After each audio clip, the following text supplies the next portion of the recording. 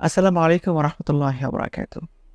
আমাদের সমাজে বাবা-মায়েরা অনেক বেশি চিন্তিত থাকে বাচ্চার আচরণ নিয়ে, অন্যদের মতো না হওয়া নিয়ে, দুষ্টুমি নিয়ে।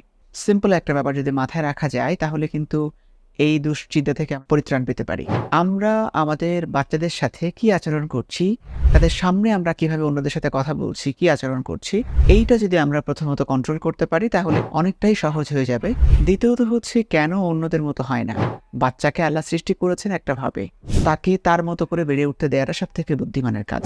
আপনার বাচ্চা কখনোই অন্যের মতো হবে না। ও ওর মতো করেই বেড়ে উঠবে। এই বেড়ে ওঠার মধ্যে কতটুকু ভালো ইনপুট আপনি দিচ্ছেন, কত ভালো পরিবেশে তাকে আপনি রাখছেন, চারপাশে কারা আছে, চারপাশে কি আছে, এই জিনিসগুলো যদি আপনি নিশ্চিত করতে পারেন, এটা অনেক ভালো একটা কিছু হবে।